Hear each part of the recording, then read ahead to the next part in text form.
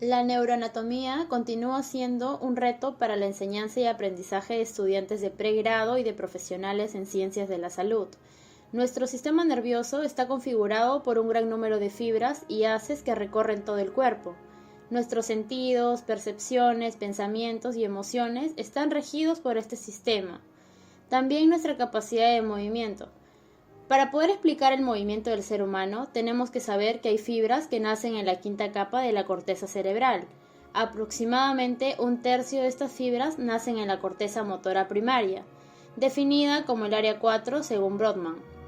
Otro tercio en la corteza motora secundaria, que es definida como el área 6 de Brodmann, y un último tercio en el lóbulo parietal, el área 1, 2 y 3 de Brodmann.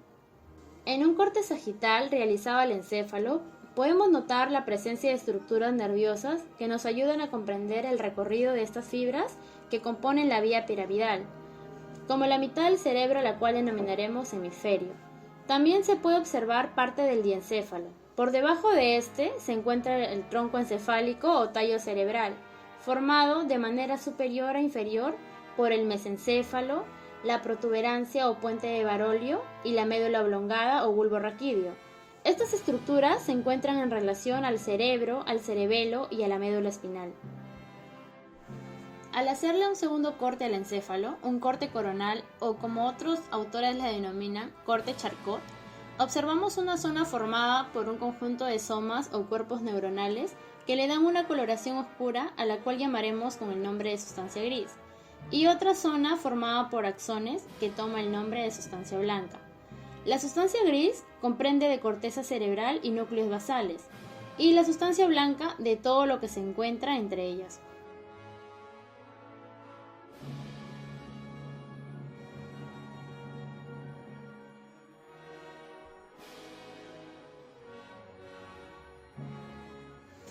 Un conjunto de fibras nerviosas nacen de la corteza cerebral, tomando como punto de llegada a la médula espinal.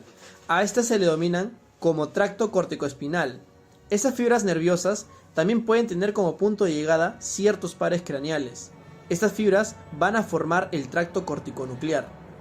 El tracto corticoespinal y el tracto corticonuclear en unión van a formar lo que se le conoce como la vía piramidal, siendo esta vía la responsable de los movimientos voluntarios.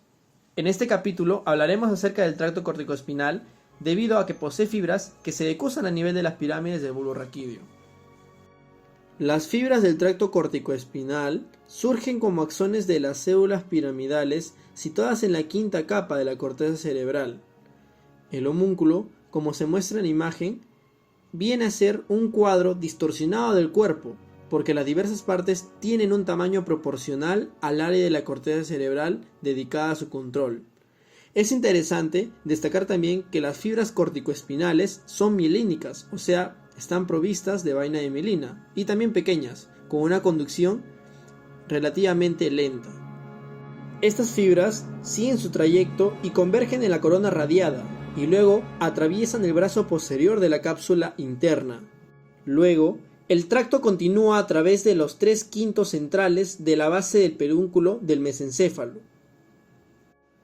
Al ingresar en la protuberancia, el tracto es separado en muchos haces por las fibras pontocerebrosas transversas. En el bulbo raquídeo, los haces se reúnen a lo largo del borde anterior para formar un ensanchamiento conocido como pirámide. En la unión del bulbo raquídeo y la médula espinal, la mayoría de las fibras cruzan la línea media en la educación piramidal e ingresan en la columna blanca lateral de la médula espinal para formar lo que se le conoce como el tracto corticoespinal lateral. En la unión del bulbo raquídeo y la médula espinal se encuentra la decusación piramidal. Es aquí donde el 75 al 90% de fibras se cruzan de manera contraria. Este conjunto de fibras forman el tracto corticoespinal lateral. Sin embargo, existe una pequeña cantidad, aproximadamente del 10% al 25%, que no se van a decusar y van a proyectarse de manera ipsilateral. Estas fibras forman el tracto corticoespinal anterior. El tracto corticoespinal anterior desciende y llega a nivel de la columna blanca anterior de la médula espinal. El tracto corticoespinal lateral desciende y también llega a nivel de la columna blanca lateral de la médula espinal. La mayoría de fibras corticoespinales establecen sinapsis con neuronas internunciales de la médula espinal. Luego lo hacen con neuronas motoras alfa y algunas neuronas motoras gamma. Estas dos últimas neuronas actúan sobre el músculo realizando el movimiento ordenado de la corteza. La mayoría de las fibras corticoespinales establecen sinapsis con neuronas internunciales de la médula espinal. Luego lo hacen con neuronas motoras alfa y algunas neuronas motoras gamma. Estas dos últimas neuronas actúan sobre el músculo realizando el movimiento ordenado por la corteza. A raíz de la decusación de las fibras del tracto corticoespinal, el hemisferio izquierdo obtiene dominancia contralateral sobre el hemicuerpo derecho y viceversa. Pero, ¿por qué se da el cruzamiento piramidal? Para darle una posible respuesta lógica y clara, hacemos uso de distintas ramas tales como la anatomía comparada, la anatomía descriptiva y la evolución. Entonces, retrocedemos a los años 460 a 380 a.C., cuando Hipócrates, el padre de la medicina, fue el primero en escribir sobre la naturaleza de las vías motoras, diciendo y afirmando que si la lesión está situada en el lado izquierdo de la cabeza, las convulsiones atacarán el lado derecho del cuerpo. 500 años después, Areteus de Capadocia, en el siglo I hasta el siglo II después de Cristo, fue quien notó que cuando las lesiones eran en la cabeza, la parálisis era contralateral, pero si las lesiones eran cervicales, la parálisis era ipsilateral. La causa de esto es el intercambio en los orígenes de los nervios, cada uno de los cuales pasa al otro lado de su origen, decusándose en forma parecida a la letra X. Muchos siglos después, en 1710, Beaufort, Dupetit y Micheli identificaron las pirámides en la parte baja del puente como el sitio de la decusación de las fibras motoras. Según Persson, ya para el siglo XIX y el siglo XX, se tenía toda la información sobre el curso y la función del tracto córtico-espinal. Santiago Ramón y Cajal se preguntaban sobre la teología del cruzamiento de las fibras motoras, y en un artículo publicado en 1898 proporcionó la explicación más clara hasta la actualidad. Ramón y Cajal relacionan la vía motora con la vía sensitiva. Esto se demuestra debido a que, para que el ser humano ejerza movimiento, tiene que darse primero la vía sensitiva. Un estímulo debe actuar sobre él para que una parte del cerebro lo detecte y ejerza movimiento sobre el lado contralateral. Él sostenía que la decusación piramidal sigue a la representación sensorial cruzada, ya que permite que la extremidad correcta sea activada por la estimulación sensorial. El tracto corticoespinal es muy dependiente de entradas visuales y táctiles adecuadas, por lo que la estructura del tracto se ve influenciada o influida por las vías visuales y vías sensitivas. Según describe Ramón y Cajal, entre ellos hay un extenso cruzamiento. Este tracto corticoespinal cruzado se va a encontrar solo en los mamíferos y está particularmente desarrollado en primates y otros pocos animales, aquellos que hacen movimientos precisos con las extremidades. Existen especies que no tienen tracto corticoespinal cruzado y su movimiento no será tan rápido ni coordinado, logrando llegar a morir muchas veces al encontrarse ante una amenaza.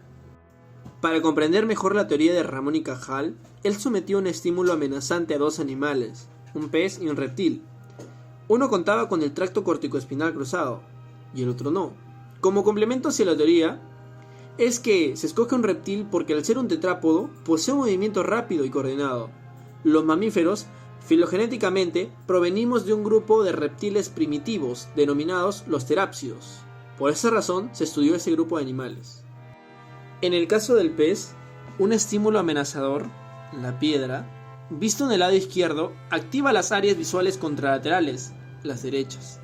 Esto se explica debido al quiasma óptico, que se encarga de cruzar la información visual interpretada por la retina. En este quiasma se juntan la retina nasal y la temporal para formar el tracto óptico. Esta información tiene como punto de llegada el área visual. El vertebrado, sin extremidades, escapa contrayendo la musculatura axial del mismo lado que las áreas visuales activadas. Aquí actúan las fibras que no se cruzan. denominadas las fibras ipsilaterales. Este movimiento, como vemos, no es rápido ni coordinado, debido a la ausencia de fibras corticoespinales cruzadas. En el caso del reptil, el estímulo amenazador, la piedra, visto en el lado izquierdo, activa las áreas visuales contralaterales derechas. Esto se explica debido al quiasma óptico, similar a lo del pez. Pero ahora, la contracción muscular será contralateral, debido a que ese reptil posee y ha desarrollado el tracto corticoespinal lateral o cruzado.